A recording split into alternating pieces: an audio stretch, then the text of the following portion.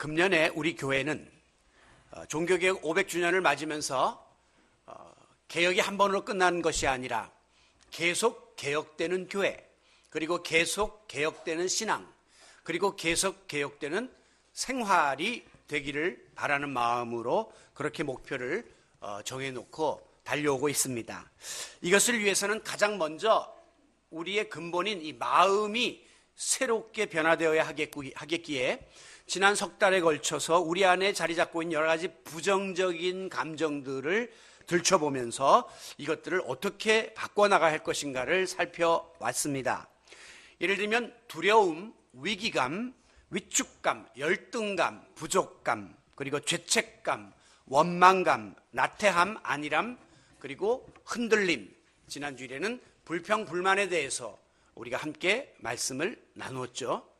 자, 이와 같은 이런 부정적인 감정들의 특징은 무엇이냐면 무언가 좀 모자라고 부족함으로 인해서 우리가 느끼는 그런 감정입니다. 그런데 오늘 다루려고 하는 이 우월감이라고 하는 것은 반대로 너무 지나침으로 인해서 품게 되는 감정이라고 볼 수가 있습니다. 즉, 사람이 스스로를 비하하고 자기 자신을 작다고 과소평가하게 되면 열등감에 사로잡히게 되죠. 위축됩니다. 반대로 나 자신을 과대평가하고 나를 굉장히 괜찮은 것으로, 큰 것으로 이렇게 존재감을 지나치게 높이다 보면 내가 다른 사람보다 우수하고 내가 다른 사람보다 모든 면에서 낫다고 하는 우월감에 빠지게 되는 것입니다. 그러므로 오늘 우리가 함께 살펴볼 이 우월감은 열등감과 대비되는 감정이라고 보셔도 무방합니다. 논어에 보면 과유불급이라고 하는 말이 나옵니다. 무엇이든지 너무 지나치면 차라리 없는 것만 못하다고 하는 이야기예요. 만약에 우리가 자기 자신을 지나치게 비하하고 작게 여기고 열등감에 사로잡혀 사는 것도 바람직하지를 않습니다만은 반대로 또 자기를 너무 이렇게 높게 여기는 우월감을 품는 것도 그렇게 바람직한 것은 아닙니다. 왜냐하면 우리 인간은 이 우월감이 자꾸 강하게 마음을 지배하다 보면 너무 과해져서 나중에는 은연중에 말이나 행동으로 내가 우월하다 하는 게 꼭 표출되게 되어 있습니다. 그런데 그것이 그냥 그 선에서 끝나면 되는데 자기도 모르는 사이에 교만하고 손을 잡게 되어 있어요. 그래서 나와 다른 사람을 비교해서 내가 훨씬 모든 면에서 우월하기 때문에 다른 사람을 내려다보는 겁니다. 무시하는 것이고 멸시하는 그런 교만에 빠지게 되는 거죠. 그래서 오늘 여러분이 이 우월감을 극복하는 이 말씀을 들을 때 우월감은 곧 교만이라고 하는 이런 개념으로 동일시해서 이 말씀을 받아들이셔도 되겠습니다. 그 결과 어떤 일이 벌어집니까? 잘난 체 합니다. 뽐냅니다. 그리고 버릇 없이 굴고 건방을 떨게 되는 것이죠. 요즘 말로 말하면 자기 주제 파악도 못한 채 굉장히 오버하는 그런 삶을 살게 되는 겁니다. 여러분, 이 교만의 역사를 거슬러 올라가 보게 되면 아담과 하와가 선악과를 먹으면 눈이 밝아져 하나님과 같이 된다고 하는 이 뱀의 꼬임에 사탄의 유혹에 넘어가면서부터 인간의 마음속에 교만이 들어왔다고 볼 수 있습니다. 어디 감히 인간이 하나님처럼 되려고 하는 마음을 품느냐 말이죠. 주제넘은 착각을 하게 되죠. 그리고 그 이후에 나타나는 바벨탑 사건을 보게 되면 사람들이 탑 꼭대기를 높이 쌓아 하늘에 닿게 하여 우리의 이름을 내자, 우리의 그 실력을 과시하자라고 하면서 하나님께 도전장을 냈던 사건이 또 교만의 단면입니다. 그런가 하면 이제 왕정시대에 접어들면서 최초의 왕이 되었던 사울 왕이 자기의 왕권을 강화하면서 자기 마음대로 하나님의 생각을 풀어대고 그리고 심지어 자기가 손을 대서는 안 되는 제사까지 집례하려고 덤벼들었던 이 교만, 이것은 하나님을 향한 불경죄로 이제 발전하게 되죠. 그 결과 어떤 일이 벌어졌습니까? 공히 하나님이 진노하셨습니다. 그래서 하나님이 그들을 치시는데 아담과 하와는 에덴 추방, 바벨탑은 순식간에 무너짐, 그리고 사울왕은 왕위에서 폐위됨. 이렇게 해서 그 종말이 비참하게 결실을 맺고 말았습니다. 베드로전서 5장 5절에 보면 하나님께서는 교만한 자를 대적하신다, 미워하신다는 거예요. 왜 그렇습니까? 교만은 근본적으로 아담과 하와의 케이스에서 살펴본 것처럼, 바벨탑의 케이스 살펴본 것처럼 하나님에게 맞서려는 마음에서부터 시작되기 때문에 그 마지막은 꼭 하나님을 향한 불순종으로 결실을 맺게 됩니다. 그래서 교만은 곧 하나님을 대적하는 죄가 되는 것이고, 교만한 자의 종말은 비참한 멸망으로 이어지게 됩니다. 잠언 16장 18절에 보면 교만은 패망의 선봉이다, 즉 패망의 지름길이다, 망하려면 교만하라, 그렇게 성경은 강력하게 말씀하고 있습니다. 어떤 이는 교만을 가리켜서 영혼의 에이즈와 같은 것이다 라고 했어요. 이 에이즈라는 병은 에이즈 자체 때문에 죽는 것이 아닙니다. 에이즈에 걸리게 되면 몸에 있는 그 면역 기능들이 약화되어서 나중에 다른 병이 걸려서 죽게 되는 거예요. 마찬가지로 에이즈에 걸리면 모든 질병에 우리의 육신이 무기력하게 노출되듯이 교만병에 빠지게 되면 우리의 영혼이 그렇게 되어가지고 마지막에 파멸에 이르게 되고 마는 것입니다. 그래서 토마스 아퀴너스라고 하는 분은 말하기를 교만은 모든 죄악의 어머니다 그랬어요. 교만이 모든 죄를 잉태하고 나중에 모든 죄를 낳게 된다는 것입니다. 교만 때문에 미워하고 분노하고 거짓말을 하고 탐심을 품게 되는 등 교만은 모든 죄악의 근본이요 뿌리가 됩니다. 교만이라는 게 뭡니까? 내가 우월하다. 그리고 그러다 보니까 내 생각, 내 주장만 자꾸 강조하게 되죠. 그리고 그걸 절대화시킵니다. 그러니 어떤 일이 벌어집니까? 상대적으로 다른 사람을 우습게 알고 멸시하고 심지어 미워하는 그런 악의 뿌리의 역할을 교만이 하는 겁니다. 그러므로 교만은 죄고 교만은 악을 생산해내는 원인이 되기 때문에 하나님이 미워하십니다. 그리고 그것을 치십니다. 그래서 종말은 비참해질 수밖에 없다는 사실을 명심하시기를 바랍니다.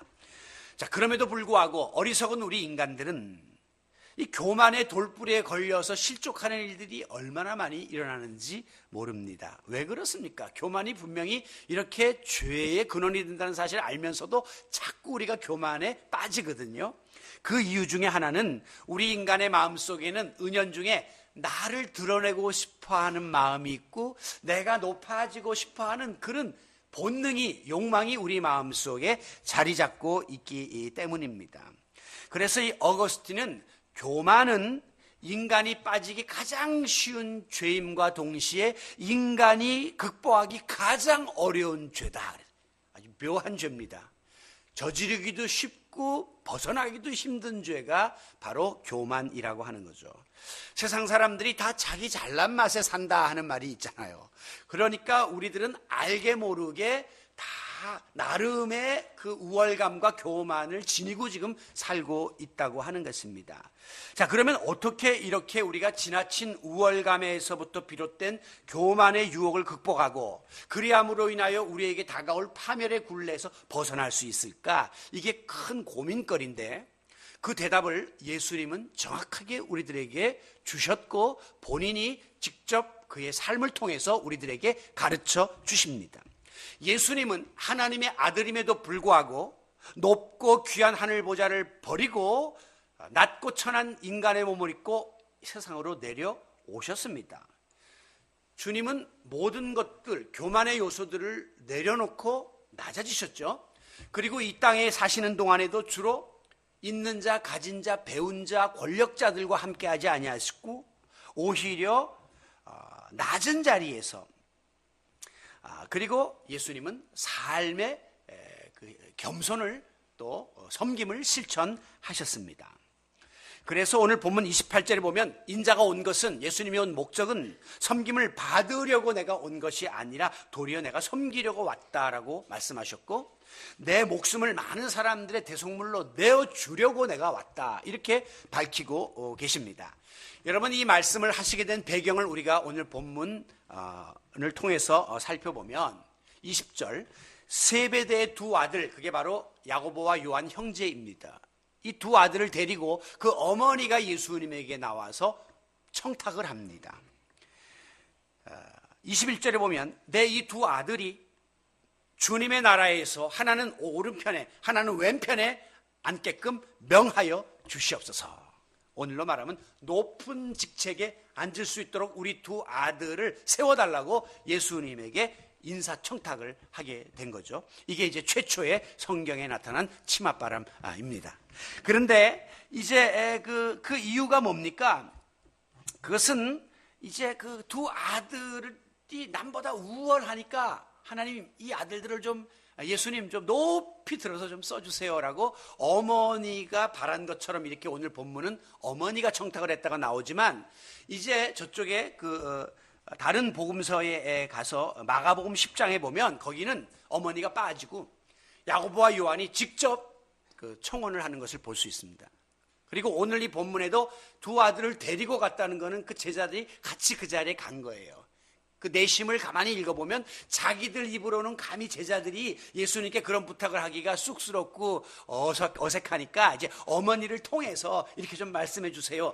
이렇게 어머니를 모시고 간 것이지만 사실은 두 제자도 그런 마음을 품고 있었던 거예요.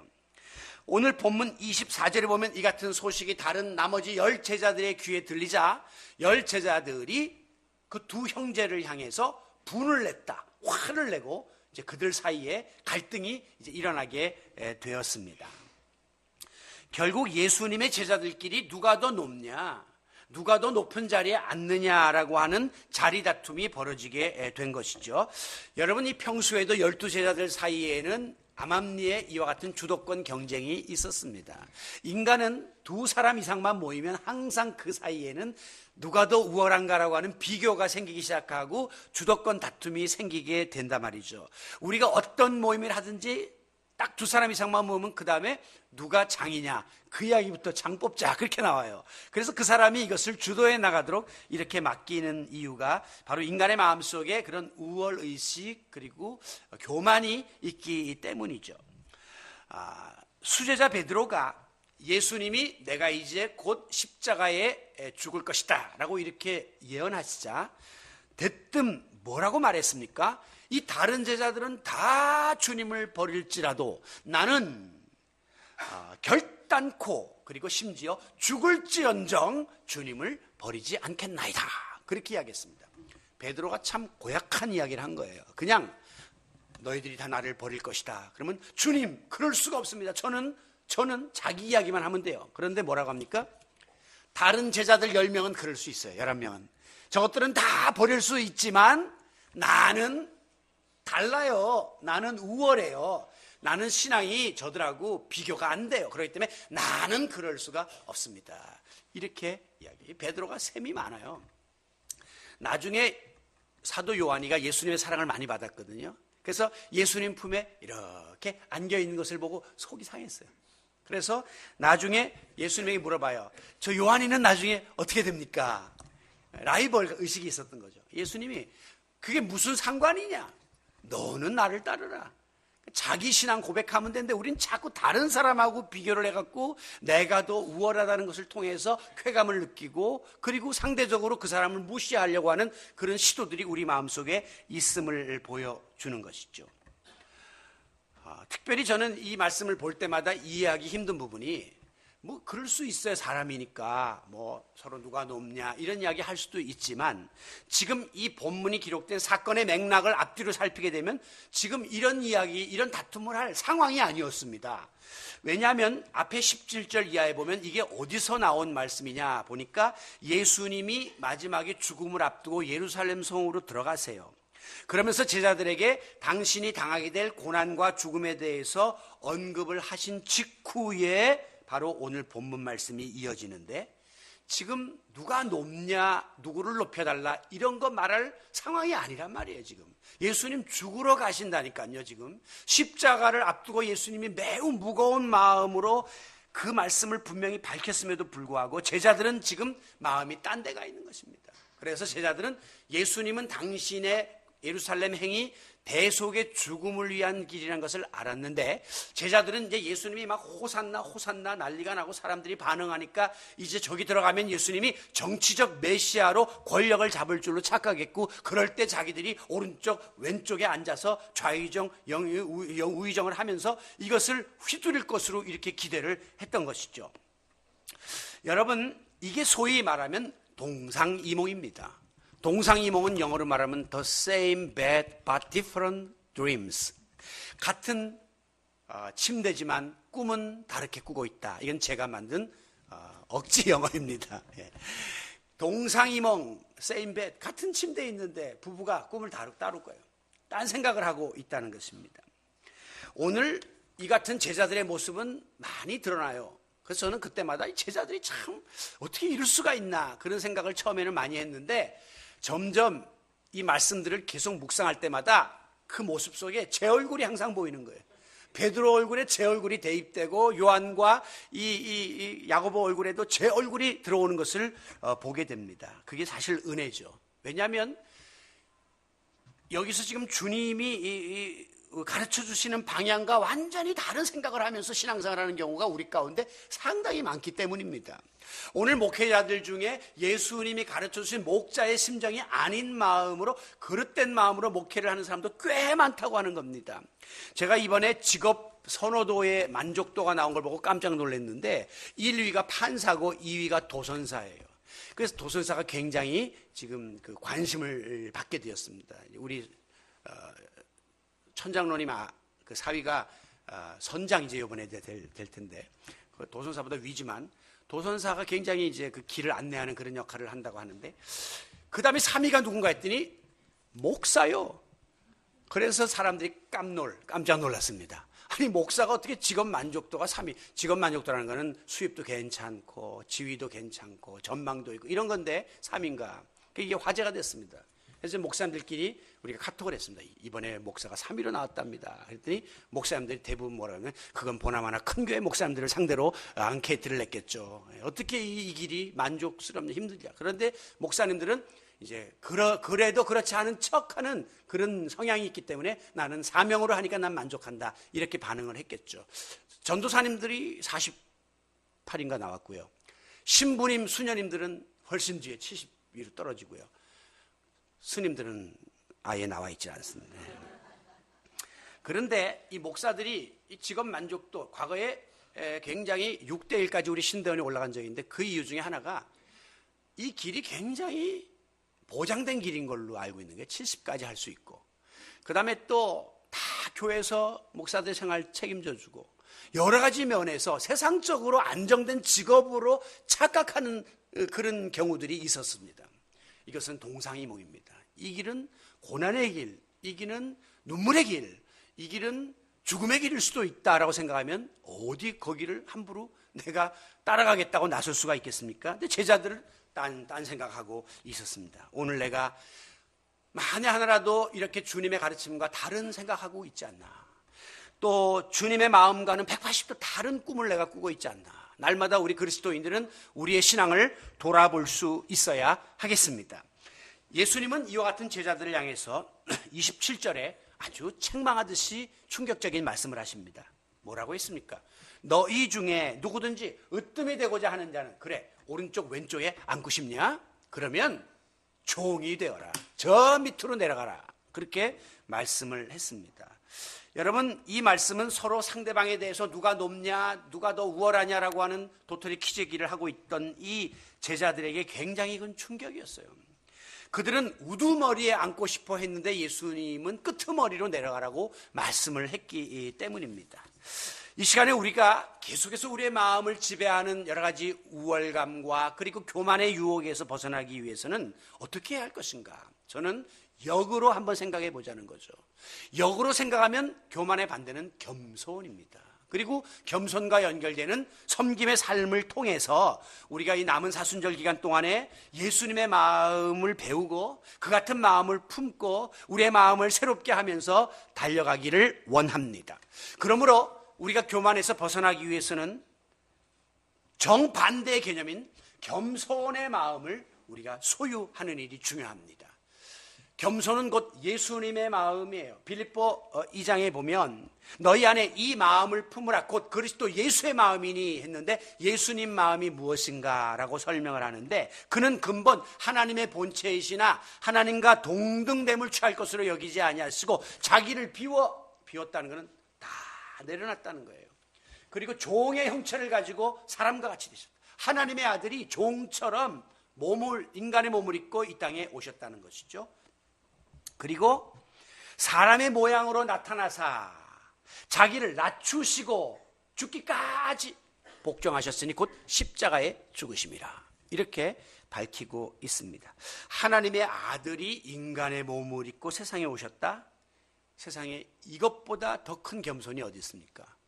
그런데 예수님은 이 땅에 오셔서도 주로 세리, 창기 이런 죄인들과 함께 낮은 자리에서 거하셨다. 이게 또한 겸손이요. 그리고 죄 없으신 하나님의 아들이 죄 있는 것처럼 죄를 뒤집어 쓰고 십자가에 못 박혀 죽으신 이 사건이야말로 겸손의 극치가 아니고 무엇이겠습니까? 겸손이 뭡니까? 겸손은 한마디로 말하면 나를 낮추고 다른 사람을 높여주는 것이 겸손입니다. 그런데 우리가 이 겸손에 대해서 생각할 때 빠지기 쉬운 함정이 나보다 힘이 세고 높은 사람 앞에서 내가 나 자신을 낮추는 것은 그것은 사실 겸손이 아니에요. 그거는 그냥 누구나 하는 것이고 정상적인 반응입니다. 왜? 높으신 어른 앞에 내가 겸손하게 나를 낮추는 것은 당연하다 말이죠. 그런데 뭐가 겸손이냐? 객관적으로 볼 때 나보다 부족함이 없어. 못한 것이 없어. 모든 것이 다 갖추어졌음에도 불구하고 그 사람 앞에서 내가 그 사람, 다시 말합니다. 객관적으로 볼 때 그 사람이 나보다 좀 부족해. 나보다 없어. 그런데도 내가 그 사람 앞에서 나의 마음을 낮추는 것. 이게 진정한 겸손입니다. 그래서 제가 진정한 겸손이 있고 또 위선적 겸손이 있다. 이렇게 한번 표현해 봤어요. 겸손이라고 다 같은 겸손이 아니라 진정한 겸손이 있고 위선적 겸손이 있습니다. 예를 들면 내가 돈이 많아요. 그런데 돈이 없고 가난한 사람을 우습게 알지 않고 내가 물질적인 부를 자랑하면서 그 사람을 멸시하지 않습니다. 나 많지만 없는 사람 앞에서 나를 함부로 드러내지 않는 거예요. 이게 겸손입니다. 내가 배운 게 많아요. 그렇지만 무식한 사람한테 못 배웠다고 우습게 알고 함부로 대하지 않는 것. 이게 겸손입니다.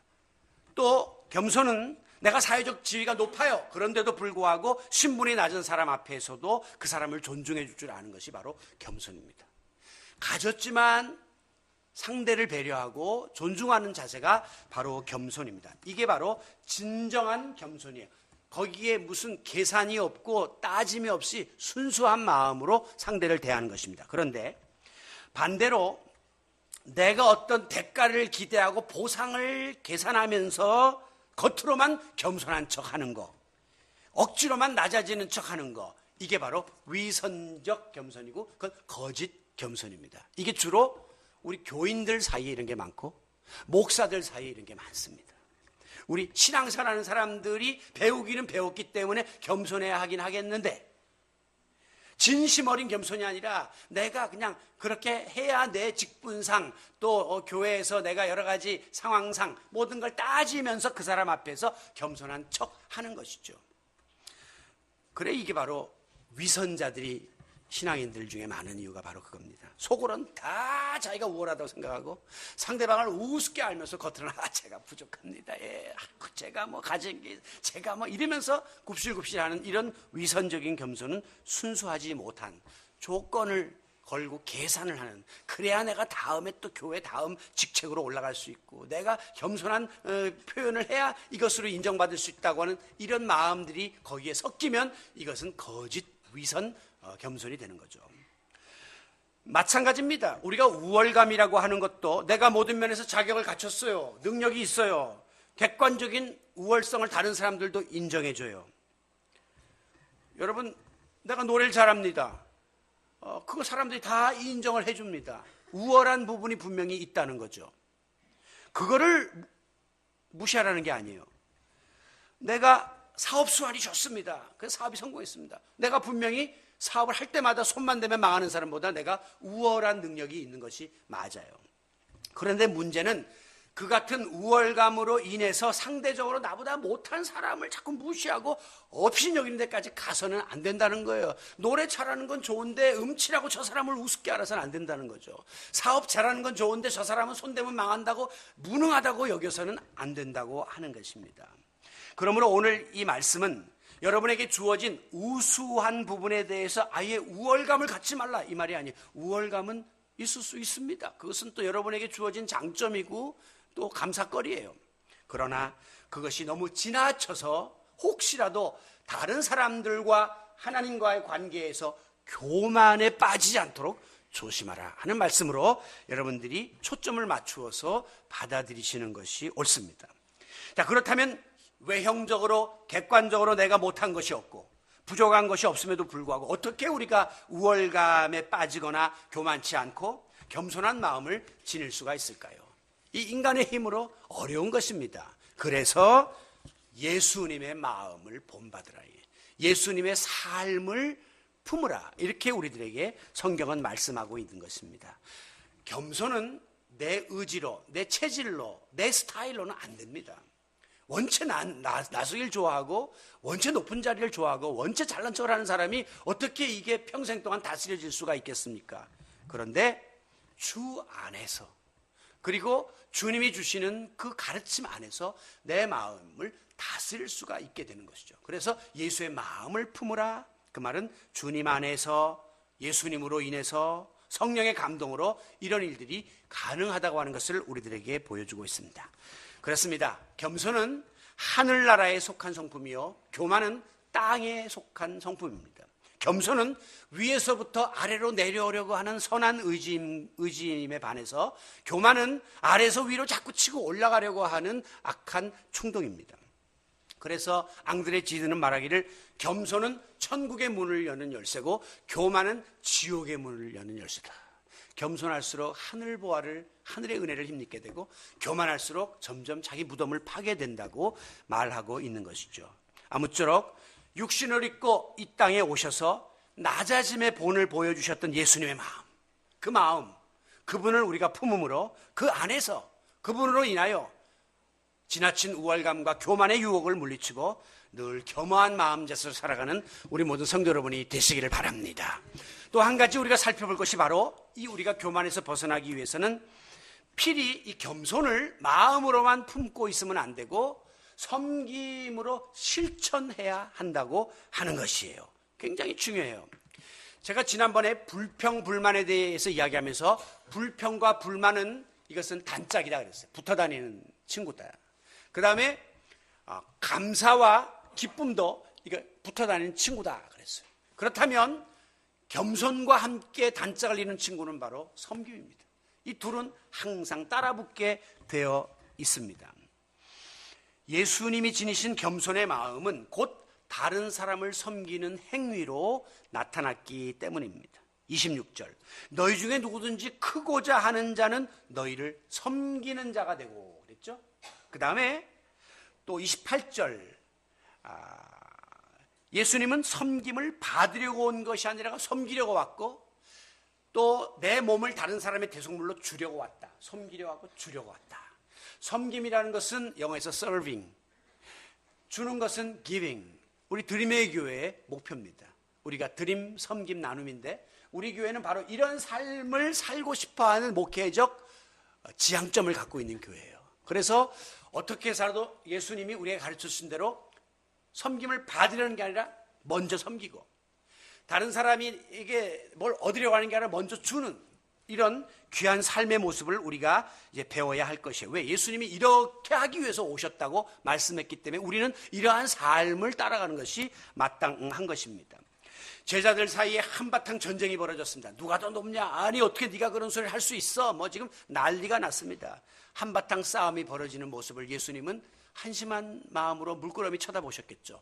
그리고 나서 예수님이 이것은 내가 말로 할 것이 아니라 행위로 그들에게 가르쳐줘야 되겠구나 하면서 제자들을 불러 모읍니다. 그리고 느닷없이 예수님이 대야에다가 물을 떠오더니 수건으로 허리를 동이고 무릎을 꿇고 제자들의 발을 한 사람씩 닦아주기 시작했습니다. 깜짝 놀랐어요. 선생님 이러시면 안 됩니다. 예수님이 왜 이러십니까? 여러분, 하나님의 아들이, 예수님이 낮은 종의 자리에서 제자들의 발을 닦아줍니다. 당시에 발을 닦는 일은 종들이 상전을 섬길 때 하는 일인데 예수님이 이 일을 직접 행하신 것입니다. 어느 모로 보나 지금 자리가 바뀌었죠. 예수님이 여기 앉으셔야 되고 제자들은 밑에서 예수님의 발을 닦아야 할 터인데 예수님께서 오히려 밑에 내려오셔서 발을 닦았다. 이것은 예수님의 겸손이 섬김으로 행해진 표상이라고 볼 수 있습니다. 이것은 예수님의 마음 중심에 겸손과 마음이 가득해 있었기 때문에 가능했던 일입니다. 그래서 이 사건을 기록하면서 요한복음 13장 14절에서는 예수님 말씀하십니다. 내가 주와 선생이 되어 너희들의 발을 씻었으니 너희들도 서로 발을 씻기는 것이 옳으니라, 마땅하니라, 그것이 당연하니라, 그렇게 말씀을 하면서 겸손은 꼭 섬김을 통해서 행해줘야 된다는 사실을 일깨워 주셨습니다. 그렇습니다. 겸손과 섬김은 우리 성도들의 본분이요, 의무요, 책임입니다. 의무는 해도 되고 안 해도 되는 것이 아니라 이건 해야만 합니다. 이 시간에 우리의 마음속에 혹시 알량한 우월감이 있습니까? 알량하다, 그건 아주 가볍고 웃기는 유치한 그런 거예요. 알량한 우월감이. 그게 소위 도토리 키재기라는 거예요. 도토리들이 키재봐야 거기서 거긴데 알량한 우월감을 가지고 혹시 지내고 있지는 않습니까? 혹은 지나친 교만감으로 다른 사람을 다 우습게 알고 무시하는 그런 마음을 갖고 있지는 않습니까?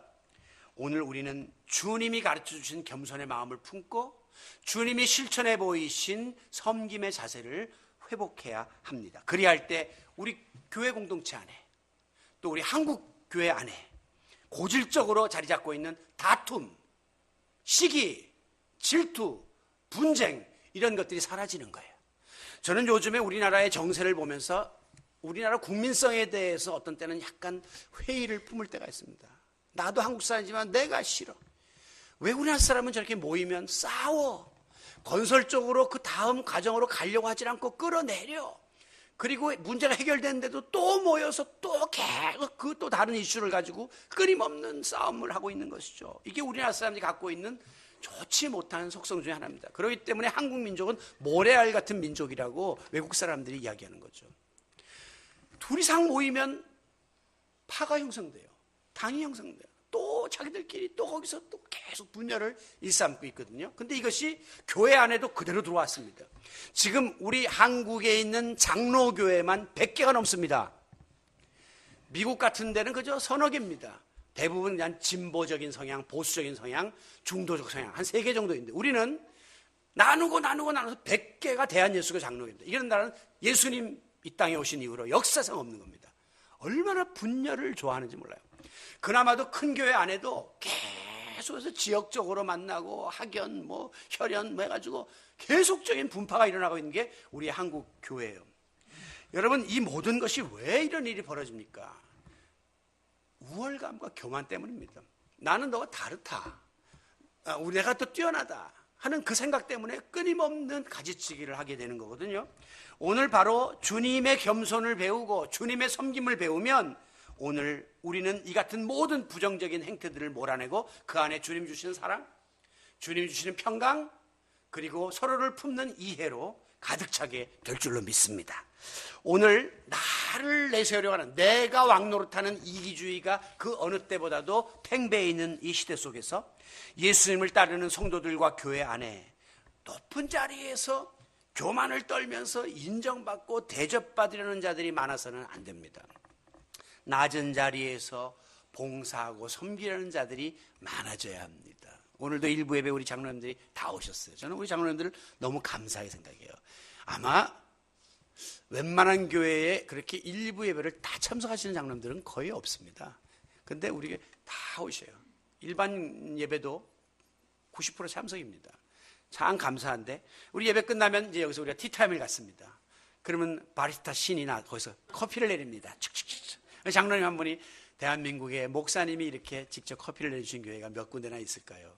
저는 또 너무너무 장로님들 감사합니다. 끊임없는 감사와 행복이 있어요. 여러분, 우리가 서로를 섬기고 서로를 대접하려고 하는 이런 이들이 많아져야 교회가 천국이 되는 거예요. 한 교회와 성도의 수준을 평가할 수 있는 잣대가 무엇일까요? 교회 건물이 얼마나 크냐? 얼마나 예산이 많냐? 얼마나 많은 성도가 모이냐? 얼마나 유력한 사람들이 많이 나오냐? 그거는 세상 사람들이 하는 잣대입니다. 얼마나 회사가 크냐? 얼마나 규모 예산이 얼마나, 그건 세상 사람이 하는 겁니다. 우리는 한 교회에 얼마나 예수님 닮은 제자들이 많냐?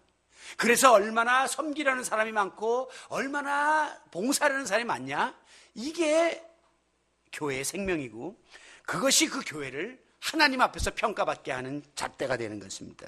우리가 말로는 뭐 주님을 사랑합니다, 뭐 주여 주여 뭐 아무리 기도한다 해도 그 사랑이 허공을 치는 메아리가 되고 손과 발로 섬김으로 분출되지 않으면 그 신앙 고백, 그 기도는 다 헛것이 되고 마는 것입니다. 그래서 아무리 천사의 말을 하고 방언을 해도 사랑이 없으면 꽹가리 소리에 불과하게, 소리만 웡긋웡긋거리지 그 속에 역사가 일어나지 않는다고 말씀하고 있는 겁니다. 그만큼 사랑이 근거가 된 겸손과 섬김은 힘이 있는 것입니다.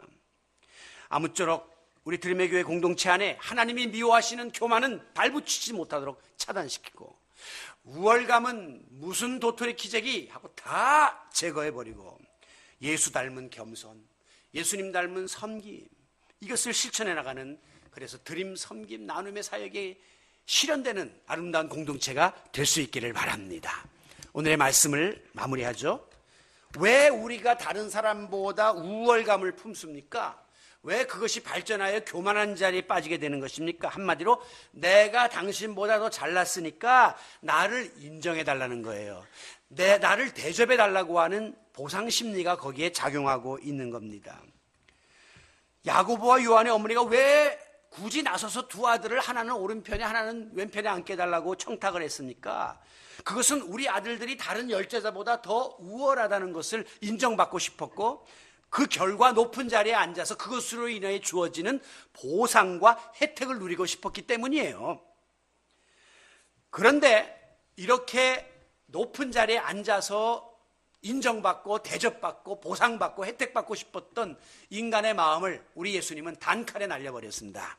하나님 나라의 기준은 180도 다르다는 것을 가르쳐 주었습니다. 도리어 그렇게 우월감을 가지고 교만한 자들은 하나님이 외면하시고, 낮은 자리에서 섬기고 겸손한 마음을 품은 자들을 주님이 높이시겠다고 약속하셨기 때문입니다. 누가복음 14장 11절, 무릇 자기를 높이는 자는 낮아지고 자기를 낮추는 자가 높아지라. 역전의 역사가 나타난다는 거죠. 야고보 4장 6절, 하나님은 그런 교만한 자들을 물리치시고 겸손한 자들에게 은혜를 주시고 축복을 주신다고 약속하고 있습니다. 그 외에도 성경이 기록한 겸손하고 섬기는 자들에게 약속한 말씀은 부지기수로 나옵니다. 대표적인 말씀이 하나님은 겸손한 자를 구원하시느니라. 겸손한 자는 먹고 배부를 것이요 여호와께서는 겸손한 자를 붙잡아 주실 것이다. 겸손한 자에는 지혜가 주어지고 영예가 주어질 것이다. 성경은 교만한 자는 하나님이 대적하시고 치시지만 겸손한 자는 높여주시고 좋은 것으로 채워주신다고, 그것을 은혜를 베풀어 주신다고 약속하고 있습니다. 얼마나 놀라운 가르침이십니까? 우리의 생각을 뒤집는 역설적인 축복이 소개되고 있는 것이죠.